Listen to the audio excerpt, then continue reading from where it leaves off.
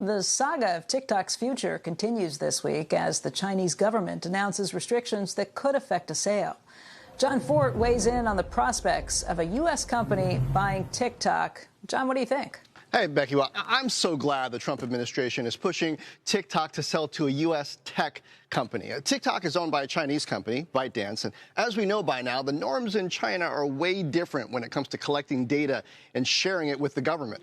By ByteDance's own count, 100 million Americans use TikTok right now, so it's a little worrying that we don't know what ByteDance is doing with that data. I mean, look, TikTok got caught collecting the MAC addresses of its Android users, a practice that could allow them to learn a lot about you by tracking your web browsing.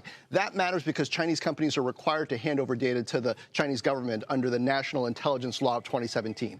If TikTok's in the hands of a U.S. company like Microsoft or Oracle, the data of more than a quarter of Americans will be that much safer. I can't wait for this to go through, Becky. You know what? You've sold me, John. I'm with you. I have a lot of those same concerns myself. But are you sure a forced sale is really a good thing? Well, on the other hand, there's plenty not to like about a shotgun wedding. I mean, I get that the security of the data of U.S. citizens is important.